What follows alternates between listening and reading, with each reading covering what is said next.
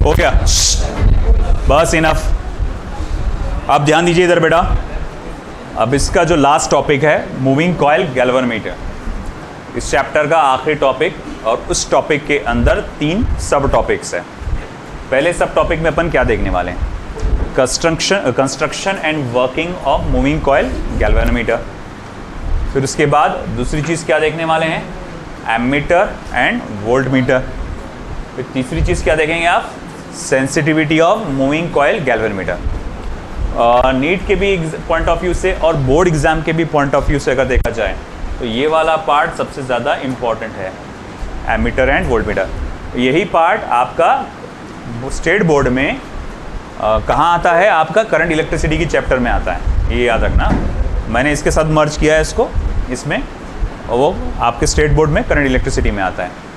तो चलिए फिर हम लोग आगे बढ़ते हैं और सबसे पहले देखते हैं आपका मूविंग कॉइल गैल्वेनोमीटर की कंस्ट्रक्शन एंड वर्किंग की।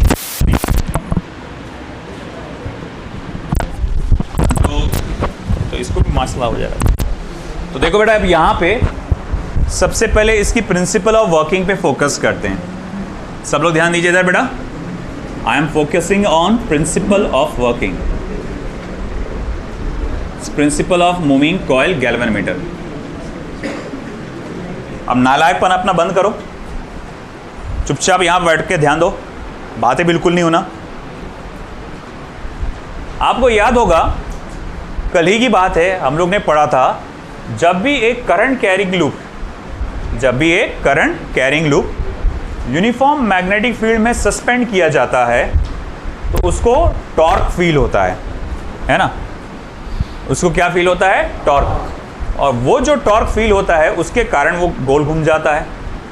देखो, अगर आपने उस टॉर्क के फॉर्मूले पे गौर किया होगा, उस पे जो डिफ्लेक्टिंग टॉर्क एक्ट होता है उसका फॉर्मूला होता है mb sin theta. Deflecting torque का फॉर्मूला क्या होता है? mb sin theta, sorry mu B, हाँ म्यू बी है ना, म्यू बी साइन थीटा। देखो यहां पर एक बात साबित होती है, जब साइन थीटा की वैल्यू 1 होगी तो अब उसको सबसे ज़्यादा टॉर्क फील होगा, और जब साइन थीटा की वैल्यू 0 होगी तो उसको टॉर्क फील होने ही नहीं वाला।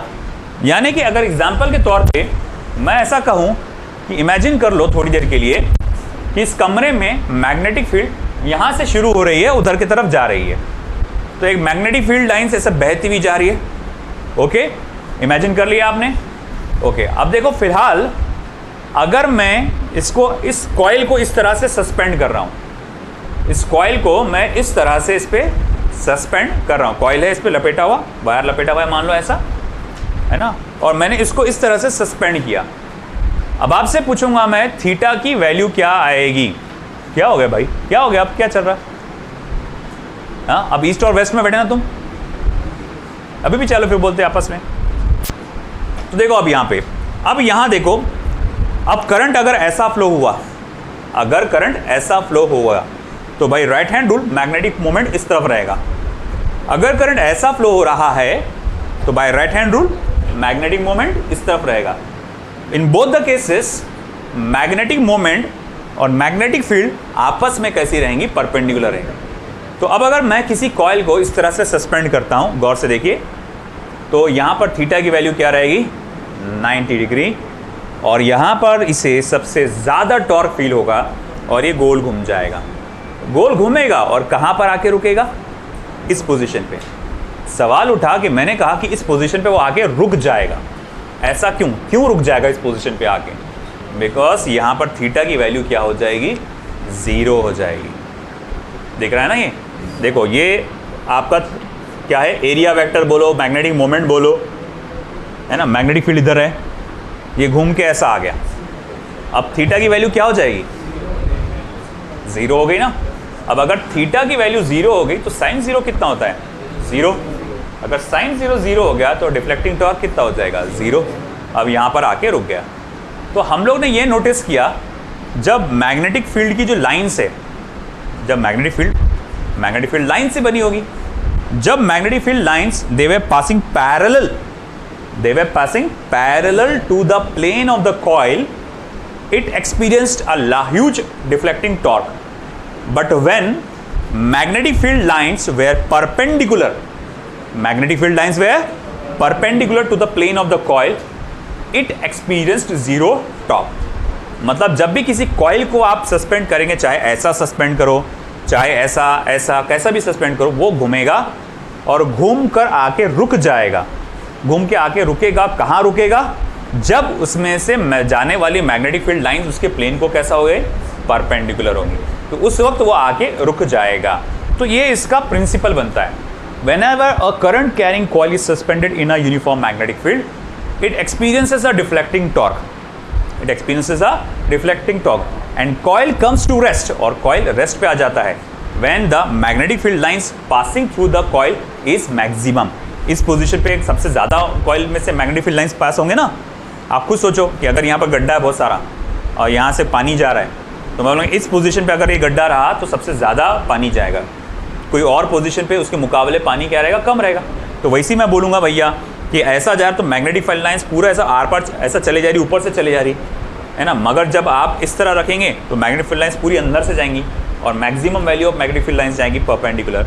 तो भाई ये हमारा बनता है principle of moving coil galvanometer. लिखो, मैं ओरली बोल रहा हूँ।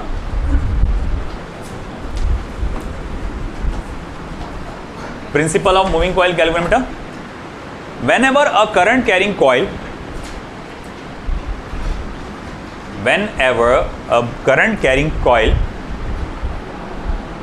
is suspended or pivoted, whenever a current carrying coil is suspended or pivoted in a uniform magnetic field,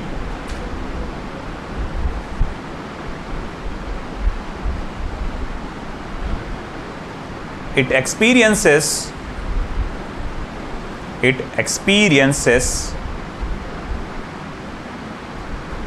a deflecting torque. It experiences a deflecting torque.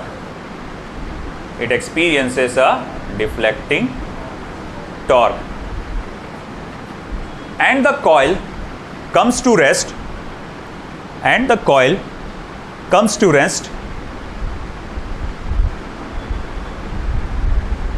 when magnetic flux passing through the coil, when magnetic flux passing through the coil is maximum. When magnetic flux passing through the coil is maximum. अब देखो यहां पर एक चीज notice में आई कि भाई हमें ये पता चला कि भैया ये डिफ्लेक्शन कब फील करेगा और कब रुकेगा, है ना। सबसे ज़्यादा कब डिफ्लेक्शन फील करेगा और सबसे ज़्यादा डिफ्लेक्शन कब फील करेगा और कब जाके रुकेगा। अगर आपने स्केल को गौर से देखा होगा कि मान लो मैं इस जगह डालता हूँ, ऐसा मैंने कॉइल को लटकाया और ये पॉइंटर मैंने यहाँ लगा के रखा था, है ना। यहाँ से वायर में से करंट पास हुआ और इसने क्या किया? डिफ्लेक्शन फील किया, यहाँ हुआ और यहाँ आके वो रुक गया। तो आपने देखा होगा कि मैक्सिमम जो इसका डिफ्लेक्शन हो सकता है वो सिर्फ 90 डिग्री के एंगल में हो सकता है ना। जो भी खेल खेलना है तुमको कहाँ में खेलना है? 90 डिग्री। अब इतने से रेंज में स्केल बहुत छोटी हो जा रही है ना। इसमें तो आप ज़्यादा बड़ी स्केल डाल नहीं सकते, इसमें ज़्यादा बारीकी वाली वैल्यूज़ डाल नहीं सकते। हम चाहते थे कि यार स्केल कम से कम 180 डिग्री तो भी रहे, कम से कम, है ना। कम से कम 180 डिग्री तो भी रहे कम से कम स्केल, तो भाई मज़ा आ जाए। बट प्रॉब्लम ये है कि यार तुम तो जानते हो उसका प्रिंसिपल ऐसा है कि तुम डालोगे तो भाई ये जैसे इधर यहाँ तक के आएगा तो भाई मैग्नेटिक फील्ड क्या हो जाएगी? नॉर्मल हो ही जाएगी। और अगर एक बार पूरी की पूरी मैग्नेटिक फील्ड नॉर्मल हो गई तो उसे टॉर्क तो फील होगा नहीं। फिर साइंटिस्ट लोगों ने सोचा यार क्या किया जा सकता है कि भाई कि हम उसको और ज़्यादा डिफ्लेक्ट करने पे मजबूर करें। थोड़ा सोचो, उसने क्या बोला कि जब पूरी की पूरी मैग्नेटिक फील्ड एरिया को क्या हुई? नॉर्मल, तो उस वक्त वो क्या हुआ? टॉर्क ज़ीरो हो गया, वो रुक गया। और हम चाह रहे हैं कि वो ना रुके यहाँ पे, वो और आगे जाए। तो ये कैसे पॉसिबल है? बोले पूरी की पूरी मैग्नेटिक फील्ड को नॉर्मल होने ही मत दो। बोले ये कैसे पॉसिबल है? देखो, आप जो पहले खेल खेल रहे थे आप जो पहले खेल खेल रहे थे, आपने कॉइल को, रेक्टेंगुलर कॉइल को एक यूनिफॉर्म मैग्नेटिक फील्ड में सस्पेंड किया था। एक बार मैग्नेट इधर था, एक बार मैग्नेट इधर था, और आपने कॉइल को एक यूनिफॉर्म मैग्नेटिक फील्ड में सस्पेंड किया था। आपने कल देखा, उसका डायग्राम वायग्राम देखा, सब देखे आपने, ठीक है। अब ये देखो यहाँ पर, अब मैं क्या करने वाला हूँ, यहाँ पे एक बार मैग्नेट है, गौर से देखो बेटा, ये एक बार मैग्नेट है, say it is the north pole of the bar magnet, okay. यहाँ पे दूसरा बार मैग्नेट है, this is the south pole of the bar magnet, okay. आपने नोटिस किया कि मैंने क्या किया, इस बार मैग्नेट को इस तरह कॉन्केव शेप में कट कर डाला। बार मैग्नेट को मैंने कॉन्केव शेप में कट कर दिया, बार मैग्नेट को कॉन्केव शेप में कट कर दिया। अब देखो, याद रखना, ये कॉन्केव शेप में कट किया गया है बार मैग्नेट को। कई लोग उसको गलत बोलते हैं, हॉर्सशू मैग्नेट। हॉर्सशू मैग्नेट अलग है ना, हॉर्सशू मैग्नेट कुछ इस तरह से ही दिखता है, वो हॉर्सशू मैग्नेट अलग है, उससे पैदा होने वाली मैग्नेटिक फील्ड का नेचर अलग होता है। ये बार मैग्नेट को आपने कॉन्केव शेप में कट किया है, ये याद रखना, इसमें कंफ्यूज मत हो जाना। अब ऐसा है, देखो, हम जैसे कि जानते हैं कि यहाँ से मैग्नेटिक फील्ड जनरेट होगी और वो नॉर्मली जाएगी। हमेशा सरफेस को कैसी होती है मैग्नेटिक फील्ड? नॉर्मली। तो देखो, इस तरह से मैग्नेटिक फील्ड इधर जाएगी, मैग्नेटिक फील्ड इधर जाएगी, मैग्नेटिक फील्ड इधर जाएगी, मैग्नेटिक फील्ड इधर जाएगी, जाएगी जाएगी, है ना। तो मैग्नेटिक फील्ड इस तरह से चलेगी। अब आप देखो, यहाँ पर इस तरह की मैग्नेटिक फील्ड को बोलते हैं रेडियल। अब अगर इस कॉइल को मैं, ये कॉइल है ऐसा, और इस तरह से मैं रेक्टेंगुलरली इसके अंदर लटका रहा हूँ, सस्पेंड कर रहा हूँ, देखो कभी भी ये पॉसिबल ही नहीं है कि पूरी की पूरी मैग्नेटिक फील्ड इसको नॉर्मल हो जाए। एक आध लाइन अगर नॉर्मल है तो बाकी के लाइन उसका कोई ना कोई कंपोनेंट एटलीस्ट क्या है, उसके प्लेन को पैरेलल है ना। तो बाकी के जो मैग्नेटिक फील्ड लाइन है उसको गोल घुमाएंगे। तो भैया अब मसला ये, अब ये इस सिचुएशन में क्या होगा कि किसी अगर कॉइल को, रेक्टेंगुलर कॉइल को आप यहाँ पे सस्पेंड करते हैं, सस्पेंड करना मतलब ये होता है लटकाना, ऐसा नहीं सस्पेंडेड, यू आर सस्पेंडेड, ऐसा वो नहीं, लटकाना, ये सस्पेंड करते हैं। तो जब ये कॉइल को ऐसा डालेंगे तो भैया कुछ भी हो जाए, कभी भी पूरी की पूरी मैग्नेटिक फील्ड, सीधा बैठो, कभी भी पूरी की पूरी मैग्नेटिक फील्ड इसको परपेंडिकुलर नॉर्मल नहीं हो। देखो यहां पॉसिबल था ऐसा, ये देख पूरी मैग्नेटिक फील्ड नॉर्मल हो गई, इस पोजीशन में पैरेलल है, इस पोजीशन पे नॉर्मल, पूरी की पूरी हो गई, तो यहां पर आके वो रुक गया। मगर भैया इसका क्या, या तो पूरी की पूरी मैग्नेटिक फील्ड कभी भी नॉर्मल नहीं होगी, तो फिर अब क्या, तो बोले घूमते रहेगा, ले घूमियो घूमियो घूमियो, घूमते रहेगा। मगर ऐसा भी चाहिए कि आपको, आप देखो घूम रहा, ऐसा चाहिए आपको नहीं, आप चाहते हैं उसको कहीं ना कहीं रोके, आप चाहते हैं कहीं ना कहीं उसको रोकें। उसको रोकेंगे कैसे? आप उसे रोके हाथ से, अब क्या बे हाथ से ये नहीं रहा है, बोले आप रोकेंगे सस्पेंडिंग वायर के रिस्टोरिंग टॉर्क से। बोले कैसा? देखो उधर, अगर मैं कुछ ज़्यादा ही बड़ा हो गया है ना, अब अगर मैं सपोज करो, है ना, अगर मैं इसमें ट्विस्ट कर रहा हूं, मैं इसको देख यहां से डिफ्लेक्टिंग टॉर्क लगा रहा हूं, तो इस वायर में एक रीस्टोरिंग टॉर्क जनरेट हो रहा है। देख नहीं तो अगर जैसे ही मैं छोड़ूंगा ये क्या करेगा, वापस ओरिजिनल पोजीशन पे आ जाएगा। मतलब जब जब आप उसको डिफ्लेक्ट कर रहे हैं उसमें रीस्टोरिंग टॉर्क जनरेट हो गया। इस पोजीशन पे डिफ्लेक्टिंग टॉर्क कम था, इसीलिए कम रीस्टोरिंग टॉर्क जनरेट हुआ। इस पोजीशन पे डिफ्लेक्टिंग टॉर्क ज़्यादा हो गया तो रीस्टोरिंग टॉर्क भी ज़्यादा हो गया। तुम जितना डिफ्लेक्टिंग टॉर्क बढ़ाओगे उतना रीस्टोरिंग टॉर्क आपका पैदा होगा। तो यहाँ पर असल में हमारे पास दो टाइप के मूविंग कॉइल गैल्वेनोमीटर्स होते हैं, है ना। मूविंग कॉइल गैल्वेनोमीटर के दो टाइप्स होते हैं। एक होता है suspended type, moving coil galvanometer और दूसरा होता है पाइवोटेड मूविंग कॉइल गैल्वेनोमीटर। एक होता है suspended type moving coil galvanometer, एक होता है pivoted moving coil galvanometer. Suspended type moving coil galvanometer में क्या होता है? Suspended type moving coil galvanometer, इसमें क्या होता है? एक स्पेशल वायर जिसको हम लोग कहते हैं फॉस्फर ब्रॉन्ज फाइबर, उसकी मदद से हम लोग एक रेक्टेंगुलर कॉइल को सस्पेंड करते हैं। यह है एक रेक्टेंगुलर कॉइल, इस पे वायर को बार बार लपेटा गया और फिर उसके बाद यहाँ से करंट वापस गया। यहाँ से देखो आपकी फिर मैग्नेटिक फील्ड, अब कैसा करूँ? देखो मैग्नेटिक फील्ड ऐसी जाएंगे, तुम समझा? मैं डायग्राम ऐसा बना रहा हूँ, समझ लो इधर 3D में, मगर ये ऐसा जाने वाला है कॉइल। समझ रहा ना? समझ रहे हो? समझ रहे हो? तो भैया देख, अब ऐसा है कि मैं ये बताना चाह रहा हूँ कि ये जो मैग्नेट है, ये जो आपका कर्व्ड मैग्नेट, ये ऐसा लगने वाला है, इसको ऐसा, है ना? कॉइल उसके बीच में ऐसा फंसेगा, मगर कैसा? ये 3D डायग्राम मेरे को बना के जमेगा नहीं, मैं उसको ऐसा बनाने वाला हूँ। बट तुम समझ जाओ लॉजिकली, ऐसा आएगा ये। समझ रहे हो? अबे तुम्हारे दिमाग नहीं चलते रहे, कुंद दिमाग, बैल दिमाग। तो भाई अब देखो, ये जो है रेडियल मैग्नेटिक फील्ड पैदा करने वाला मैग्नेट, देखो इधर, रेडियल मैग्नेटिक फील्ड पैदा करने वाला magnet, north pole and south pole इधर है ना? और ये जो रेक्टेंगुलर कॉइल है इस तरह से लटकाया गया है। ओके, पुराने ज़माने में, बाबा आदम के ज़माने में जब ये बनाया गया था मूविंग कॉइल गैल्वेनोमीटर, तो यहाँ पर एक मिरर लगाया गया था एज अ पॉइंटर। यहाँ लगाया गया था मिरर एज अ पॉइंटर।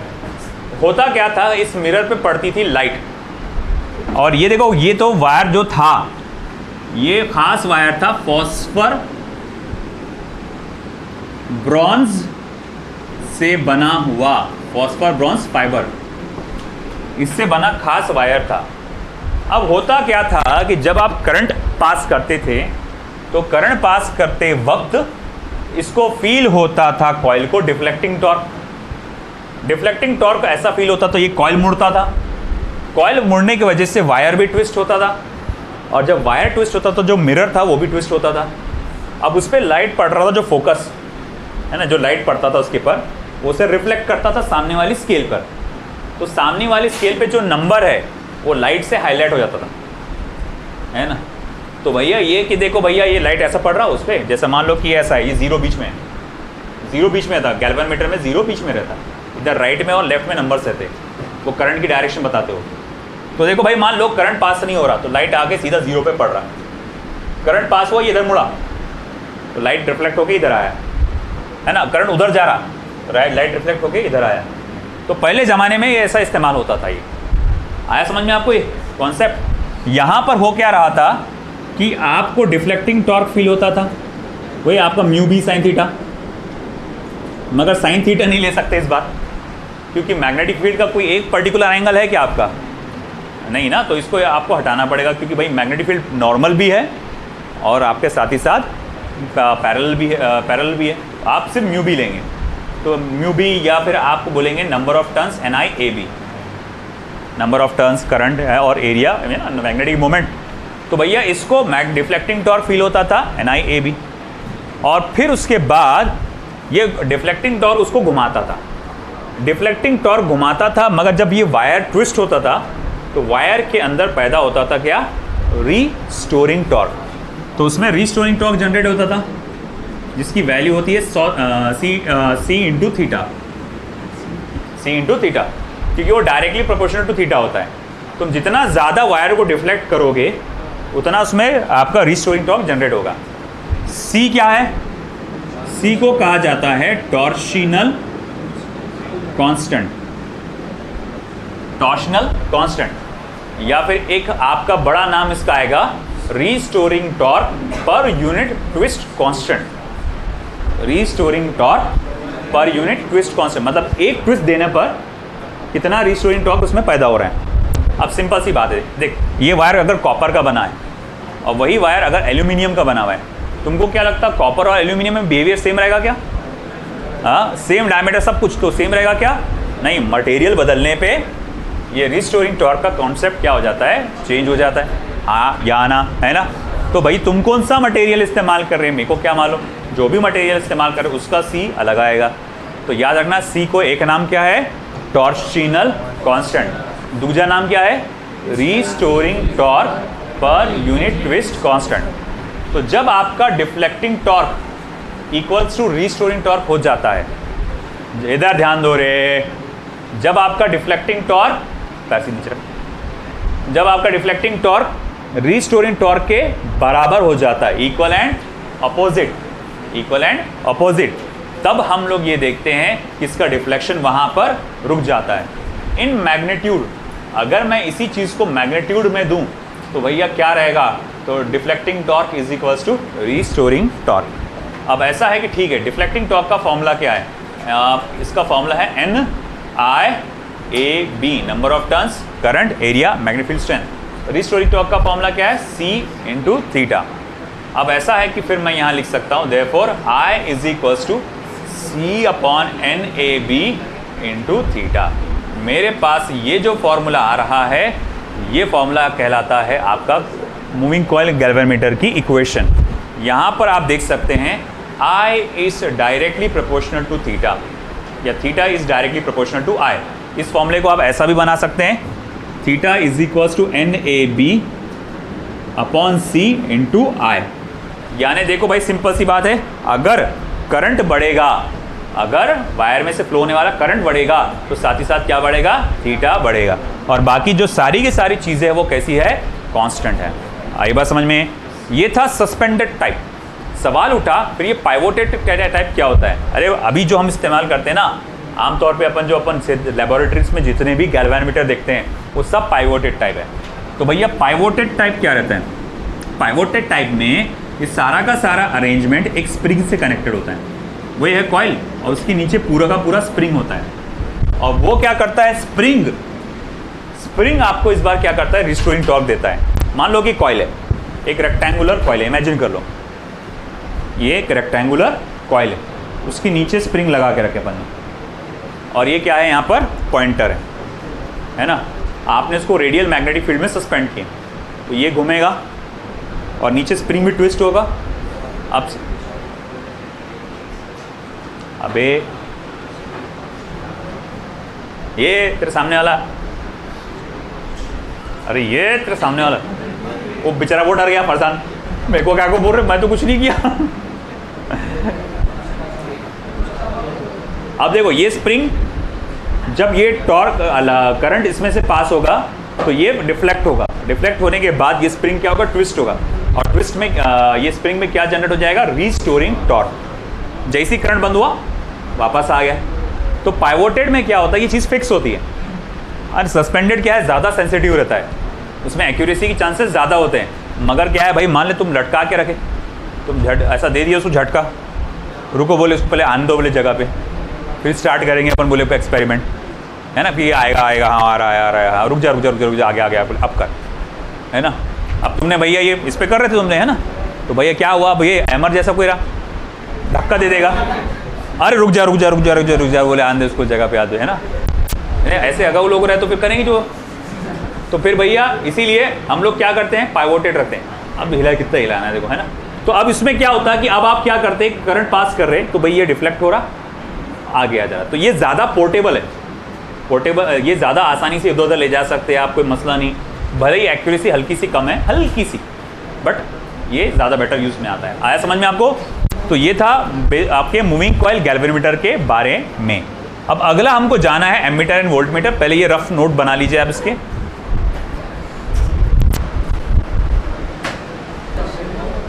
वो मार्कर दे देना बेटा। तो अब हमारा अगला टॉपिक, पूरा फुल फोकस करो, बहुत इंपॉर्टेंट है सभी का, गर्ल्स भी। 4.11.2 एमीटर एंड वोल्टमीटर। एमीटर का काम है सर्किट में फ्लो होने वाले करंट को नापना। एमीटर का काम क्या है? सर्किट में फ्लो होने वाले करंट को नापना। इसी कारण से हमेशा एमीटर को सर्किट के सीरीज में लगाया जाता है। जैसे मिसाल के तौर पे अगर मेरे पास ये एक सर्किट है,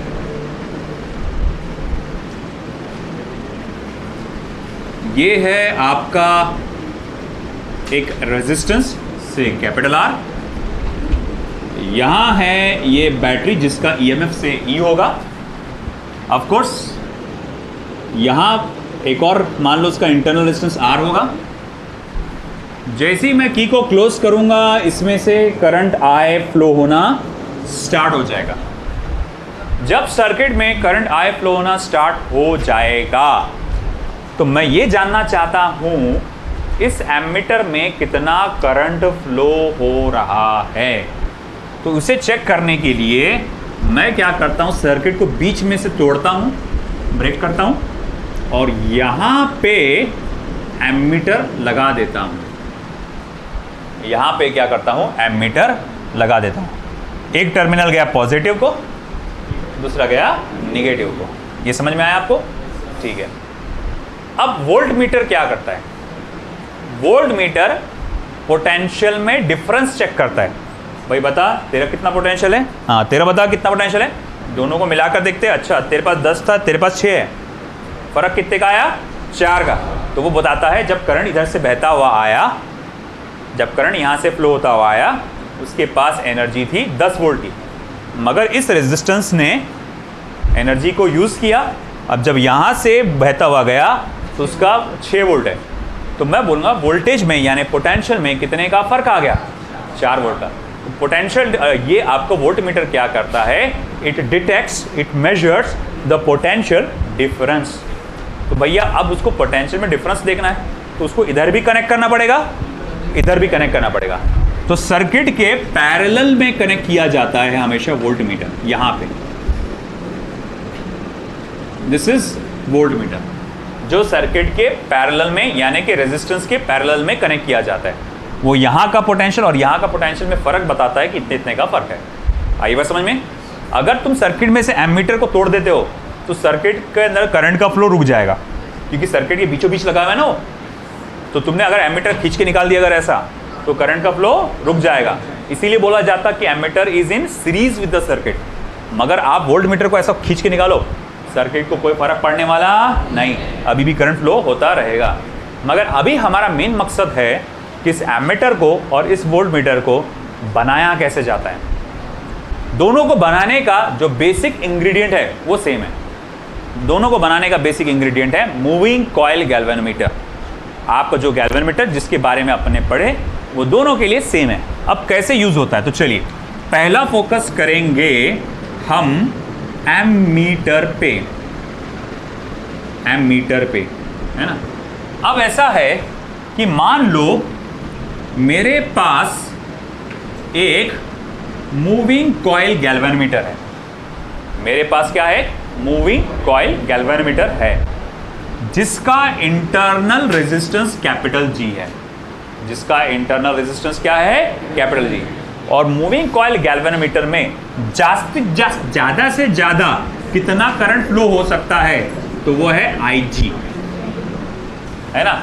मूविंग कॉइल गैल्वेनोमीटर, देखो गैल्वेनोमीटर तो जितना अच्छा है उतना करंट फ्लो कर सकता है, मसला वो नहीं। वो डिफ्लेक्शन कितना बता सकता है, उसकी रेंज जो है बताने की, है ना। ये है IG को हम लोग कहते हैं इंस्पेक्टर जनरल, मगर वो वाला नहीं। यहां पर क्या है? IG फुल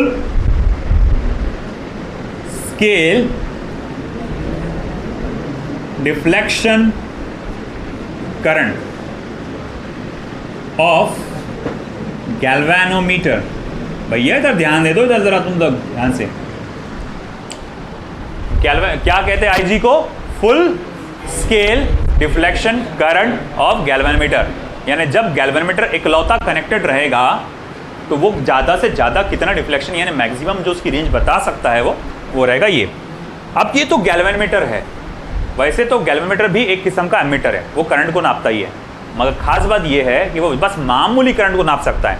माइक्रो एम्पियर्स में, इसीलिए उसको करंट को नापना गलत कहेंगे हम लोग। गैल्वेनोमीटर का काम है करंट को डिटेक्ट करना, नापना थोड़ा सा गलत हो जाएगा क्योंकि छटक भर कर नाप रहा हो, क्या काम का।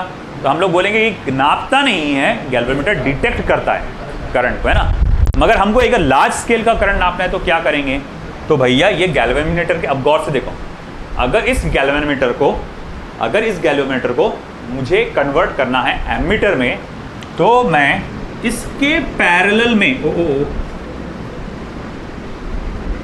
इसके पैरेलल में एक लो वैल्यू का शंट रेजिस्टेंस कनेक्ट करता हूं। इसके पैरेलल में लो वैल्यू का शंट रेजिस्टेंस कनेक्ट करता हूं। आया समझ में, शंट मतलब रिड्यूस करने वाला। तो भैया लो वैल्यू का शंट रेजिस्टेंस कनेक्ट करता हूं। ये बात समझ में आ गई आपको, ठीक है। तो मैं कहूंगा देखो भाई, करंट यहां से आया, करंट यहां से आया, ये यहां पर IG गैल्वेनोमीटर में गया।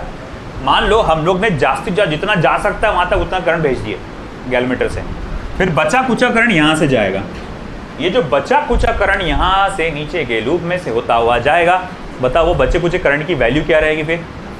इधर से आया, IG इधर चला गया, तो यहाँ कितना रहेगा फिर, I माइनस IG, आया ना। अरे भाई समझा क्या, समझा। इधर से आया, ऊपर की ब्रांच में IG गया तो नीचे की ब्रांच में कितना होगा, I माइनस IG। समझ में आ गया। तो हमने क्या देखा भैया, बात ऐसी है कि यहाँ से करंट आया जिसे मुझे नापना था, फिर वो दो हिस्सों में बढ़ा, दो ब्रांचेस में, गैल्वेनोमीटर और एक शंट रेजिस्टेंस में, और फिर ये दो ब्रांचेस में बढ़ गया। अच्छा, ये दोनों ब्रांचेस पैरेलल है, तो don't you think potential difference across, अबे अक्रॉस की स्पेलिंग ए से आती रे, तो पोटेंशियल डिफरेंस अक्रॉस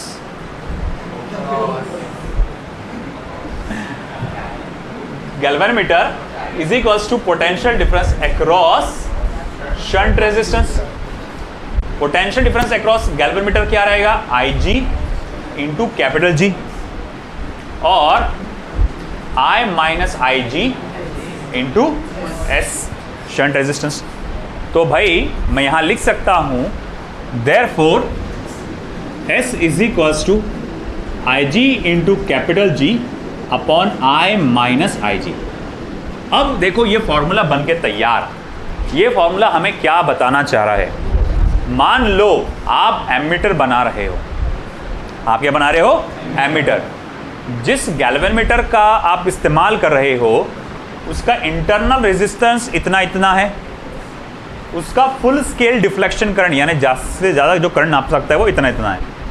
और सुनो गौर से, है ना, अगर आप एक एमीटर बनाना चाह रहे हो जिसका रेंज 0 से लेकर 10 एम्पियर तक है, 0 से लेकर 10 एम्पियर तक का वो करंट नापे, तो कैपिटल I की जो वैल्यू रहेगी वो 10 रहेगी, मतलब मैक्सिमम करंट वो क्या रहेगा, 10 रहेगा।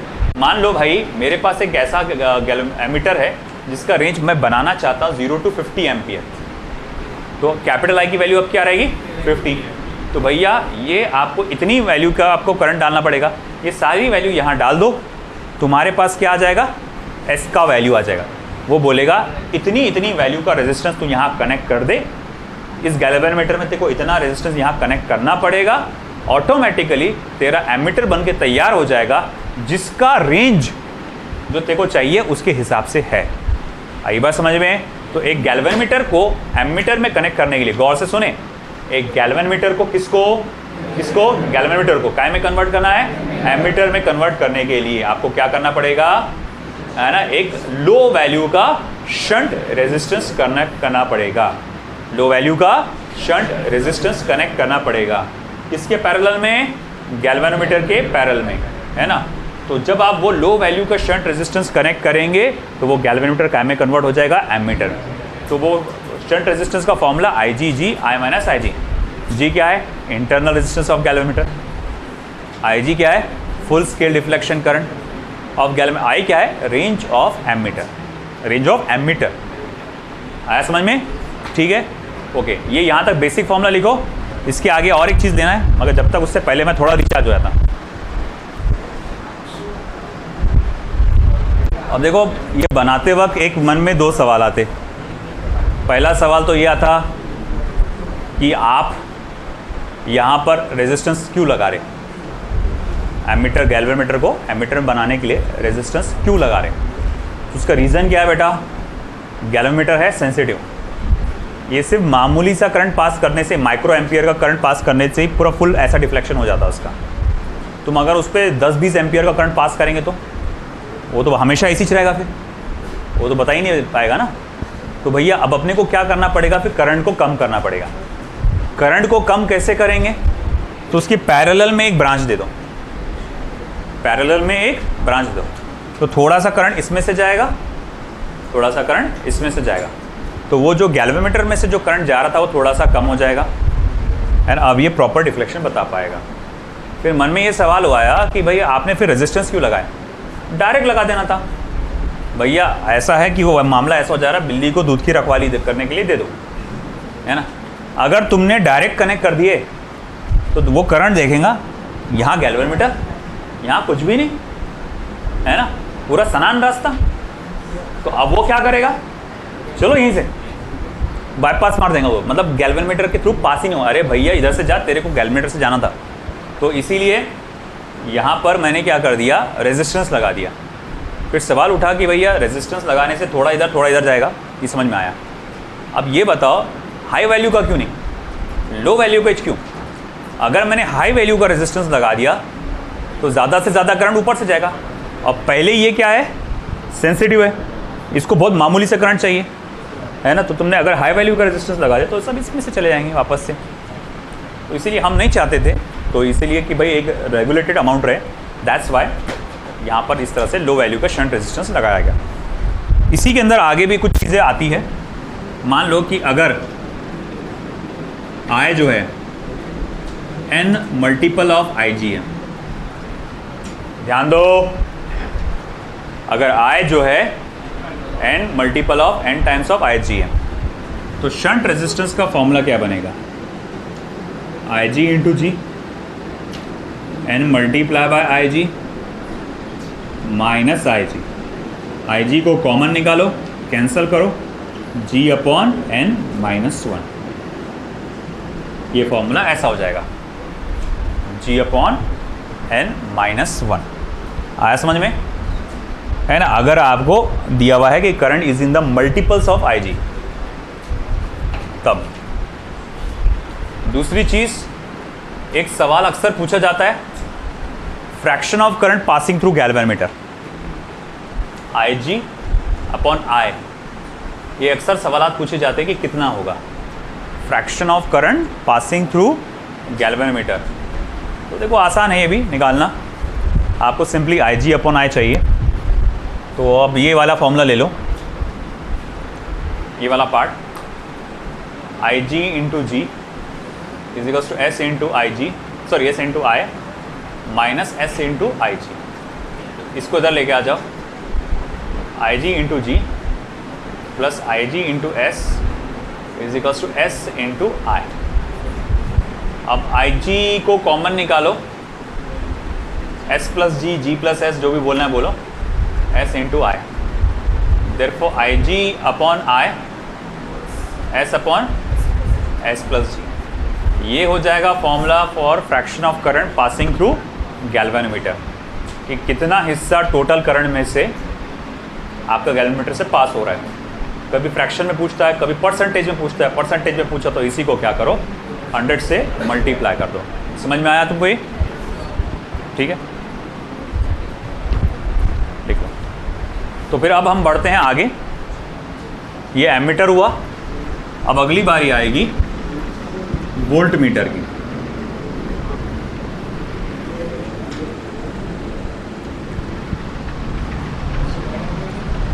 तो देखो हमारे पास असल में एक सर्किट होता है ऐसा, ये इस सर्किट की बात कर रहा हूँ मैं। ये सर्किट है रेजिस्टेंस R, इसके पैरेलल में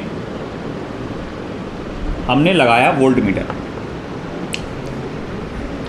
इसके पैरेलल में मैंने लगाया वोल्ट मीटर। इस वोल्ट मीटर को मैं जूम करके देखूंगा कि ये क्या है बना हुआ, कैसा बना हुआ है। तो जब मैंने इस वोल्ट मीटर को पूरा जूम करके देखा तो मुझे नज़र आया कि यहाँ एक गैल्वेनोमीटर है जिसका इंटरनल रेजिस्टेंस कैपिटल जी है, मगर उसके साथ सीरीज में एक हाई वैल्यू का सीरीज रेजिस्टेंस है। एक हाई वैल्यू का क्या है बेटा मेरे पास? सीरीज रेजिस्टेंस है। सेकेंड वोल्ट मीटर, एक हाई वैल्यू का क्या है बेटा? सीरीज रेजिस्टेंस है। आपको समझ में आया क्या? ये एक्सटर्नल रेजिस्टेंस है और ये यहां पर हाई वैल्यू का सीरीज रेजिस्टेंस है। अब हमारे पास जो गैल्वेनोमीटर है, सॉरी वोल्ट मीटर जो है, मान के चलिए कि यहां से करंट आई आ रहा है, ओके, और फिर यहां पे करंट आई जी गैल्वेनोमीटर से पास होगा। ये मान लो मैक्सिमम करंट है जो गैल्वेनोमीटर से जा सकता है, मैक्सिमम करंट है जो कि गैल्वेनोमीटर से जा सकता है। फिर बचा हुआ करंट कहां से जाएगा? नीचे से, जो कि कितना रहेगा? आई माइनस आई जी। मेरा मेन टारगेट क्या है? मेरा टारगेट है कि ये वोल्ट मीटर क्या नाप कर दे? पोटेंशियल में मुझे फ़र्क नाप के दे। मान लो ये दो पॉइंट्स को एक नाम दे देते हैं, ए और बी, है ना। तो मेरा प्राइमरी टारगेट है कि मैं निकालना चाहता हूँ potential difference between A and B. मान लो उसकी जो वैल्यू है वो बी आने वाली है। क्या आने वाली है? बी। तो मैं कहूँगा कि potential difference in A B कितना रहेगा? आप कहेंगे देखो ए बी में जो पोटेंशियल डिफरेंस रहेगा, गौर से देखो, ये वाला सर्किट, ये वाला कंपोनेंट, ये कंपोनेंट क्या है? सर्किट का रेजिस्टेंस है। ये क्या है? सर्किट का रेजिस्टेंस। किसका? सर्किट का रेजिस्टेंस। और ऊपर वाले कंपोनेंट्स क्या क्या है? देखो ऊपर वाले कंपोनेंट्स क्या है? गैल्वेनोमीटर और एक सीरीज रेजिस्टेंस। कैपिटल जी किसका रेजिस्टेंस है? गैल्वेनोमीटर का। और इसकी किसका है? सीरीज रेजिस्टेंस का। तो मेरे को एक बात बताओ इधर, गौर से देखो, गौर से सुनो, ये और ये काय में है? Parallel combination. ये और ये काय में है? पैरेलल कॉम्बिनेशन में। तो जो पोटेंशियल डिफरेंस यहाँ रहेगा, तुमको नहीं लगता ये दोनों कंपोनेंट्स में उतना ही पोटेंशियल डिफरेंस रहेगा? क्योंकि पैरेलल कॉम्बिनेशन में ऊपर नीचे सब पोटेंशियल डिफरेंस कैसा रहता? सेम। तो मैं देख सकता कि potential difference across A B is equals to potential difference across galvanometer plus potential difference across series resistance. मेरा टारगेट कौन है? वी है। तो भैया फिर potential difference across voltmeter कितना होगा? वी है। पोटेंशियल डिफरेंस अक्रॉस गैल्वेनोमीटर क्या होगा? I G into capital G. और सीरीज रेजिस्टेंस के अक्रॉस कितना होगा? I G into R S. I G into R S. अब एक काम करो, इसको इधर लेके जाओ। Therefore I G into R S is equals to B minus I G into capital G. I G into capital G को इधर लेकर आए तो minus I G into capital G. तो मैं यहाँ लिखूंगा therefore R S is equals to, therefore R S is equals to, ये पूरी इक्वेशन को आई जी से डिवाइड करो, V upon I G minus capital G. ये मेरे पास वो फॉर्मूला आ गया जो रिक्वायर्ड है। अगर मैं एक ऐसा वोल्ट मीटर बनाना चाहता हूँ, अगर मैं एक ऐसा वोल्ट मीटर बनाना चाहता हूँ जिसकी रेंज 0 से लेकर 10 वोल्ट है, मैं वोल्ट मीटर डिज़ाइन करना चाहता हूँ, आया ना, जिसकी रेंज कहाँ से कहाँ तक होगी? 0 से लेकर 10। मैक्सिमम पोटेंशियल डिफरेंस कितना नाप सकता है वो? 10। तो मेरे V की वैल्यू मुझे 10 यहाँ पर डालना पड़ेगी।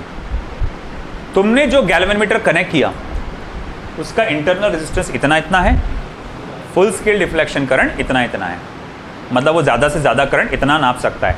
मतलब देखो गैल्वेनोमीटर ऐसा रहता, बीच में पॉइंटर 0, मान लो कि 1 micro ampere, 2 micro ampere, 3 micro ampere, 4 micro ampere, 5 micro ampere, 1 2 3 4 5, 1 2 3 4 5 6 7 8 9 10, 8 9 10, 6 7 8 9 10, 6 7 8 9 10, ऐसा रहता है गैल्वेनोमीटर। बस यहाँ पर डेड एंड हो जाएगा। फिर मान लो तो मैं बोलूँगा ज़्यादा से ज़्यादा मेरा कितना नाप सकता है वो? 10 माइक्रो एम्पियर, इधर से भी और इधर से भी। तो इसका फुल स्केल डिफ्लेक्शन करंट कितना हो गया? 10 माइक्रो एम्पियर। समझ में आ गया ये? तो भैया मेरे पास जो गैल्वेनोमीटर है इसका इतना फुल स्केल डिफ्लेक्शन करंट है, तो आप क्या करो, आप ये वैल्यू का यहाँ पर लगा, ये सारी वैल्यूज़ डाल दो। आपकी रेंज कितनी चाहिए आपको? 10 वोल्ट। आपका एक certain internal resistance, certain full scale deflection current होगा, वो डाल दो, फॉर्मूले में डालो, फॉर्मूला तैयार, आपको एक दे देगा सीरीज रेजिस्टेंस की वैल्यू। वो बोलेगा ले बेटा ये सीरीज रेजिस्टेंस गैल्वेनोमीटर के सीरीज में लगा दे, वो बन जाएगा वोल्ट मीटर। और वो वोल्ट मीटर कितनी रेंज का होगा? 0 से लेकर 10 वोल्ट की रेंज का। आया समझ में? तो कैसे कन्वर्ट करना है एक गैल्वेनोमीटर को काहे में? एमीटर में। समझ में आ गया? सॉरी वोल्ट मीटर में, है ना। एमीटर पहले कर लिए अपन ने, अब ये वाला वोल्ट मीटर। दोनों देख लिए। देखो क्या करते हैं अपन, सीरीज हाई वैल्यू का सीरीज रेजिस्टेंस लगाते हैं, वहाँ पर क्या लगाए थे? लो वैल्यू का शंट रेजिस्टेंस लगाए थे अपन ने। ये दोनों बात ध्यान में रखना, है ना। आपके बोर्ड एग्जाम में ऐसा आता है, what changes should be made, what changes should be made in the galvanometer in order to convert into an ammeter, numerical में।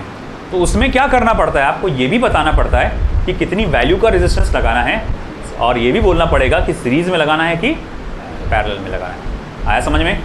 ठीक है, फिर बढ़ते हैं आखिरी टॉपिक की तरफ, जो एकदम छोटा सा है, sensitivity of moving coil galvanometer.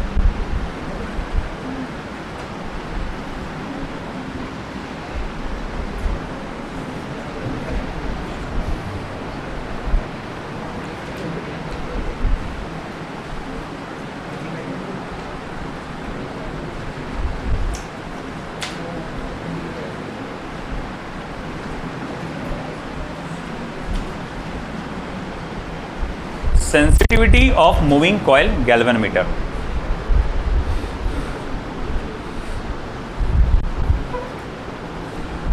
Sensitivity of देखो सेंसिटिविटी क्या होता है, what do you mean by sensitivity?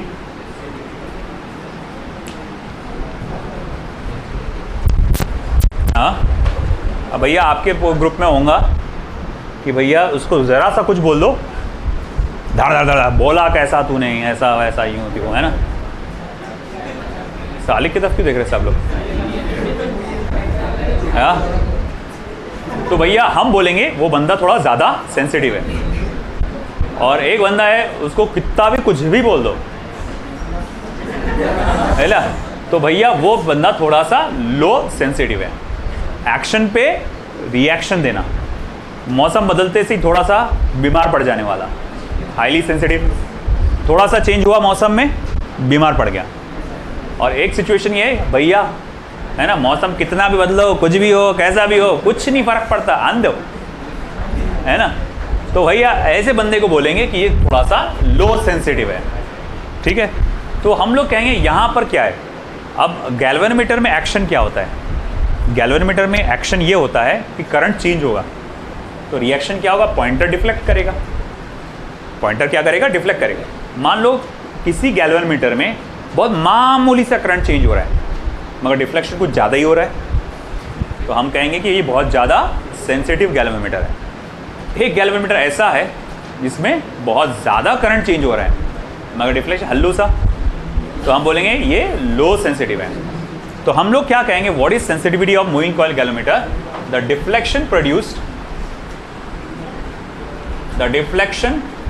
Produced in moving coil galvanometer due to unit change of current. The deflection produced in moving coil galvanometer due to unit change of current. आया समझ में आपको? तो ये होता है हमारा sensitivity of moving coil galvanometer. अब ऐसा है, आप जैसे कि जानते हैं current flowing through the galvanometer या deflection produced in the galvanometer is equals to NAB upon C into I। ये फॉर्मूला था ना कि deflection produced in the moving coil galvanometer can be given as NAB इंटू upon C into I। सही है ना? ठीक है, इस इक्वेशन को डिफ्रेंशिएट करो विद रिस्पेक्ट टू I। तो अगर मैं इसे डिफ्रेंशिएट करूंगा विद रिस्पेक्ट टू I, तो d theta upon DI NAB upon C DI upon DI, DI upon DI क्या हो जाएगा? Cancel. Therefore d theta upon DI is equals to NAB/C, और इसी को मैं कहता हूँ करंट सेंसिटिविटी। इसी को मैं क्या कहता हूँ? करंट सेंसिटिविटी या sensitivity of moving coil galvanometer. आई बात समझ में? अब अगर मुझे सेंसिटिविटी बढ़ाना है तो मैं क्या कर सकता हूँ? नंबर ऑफ टर्न्स ज़्यादा ले सकता हूँ, है ना, NAB/C है ना। तो अगर मैं नंबर ऑफ टर्न्स ज़्यादा ले लूँ तो ऑटोमेटिकली सेंसिटिविटी बढ़ जाएगी। एरिया ऑफ क्रॉस सेक्शन ज़्यादा ले लो, सेंसिटिविटी बढ़ जाएगी। मैग्नेटिक फील्ड की स्ट्रेंथ ज़्यादा ले लो, तब भी सेंसिटिविटी बढ़ जाएगी। आप एक ऐसा वायर चुनो जिसका टॉर्शनल कांस्टेंट कम है, तो सेंसिटिविटी भी क्या हो जाएगी? अगेन बढ़ जाएगी। आई बात समझ में? तो यहाँ पर थ्योरेटिकली ये चैप्टर कंप्लीट होता है ना, मूविंग चार्जेस एंड मैग्नेटिज्म। और बचा है अब बस आपका इसके न्यूमेरिकल्स, वो कल देख लेते हैं। सैटरडे को इंशाल्लाह मैग्नेटिज्म एंड मैटर, है ना, वो स्टार्ट कर देंगे हम लोग। हार्डली 4-5 दिन में, 5-6 दिन में वो कंप्लीट हो जाएगा। छोटा चैप्टर।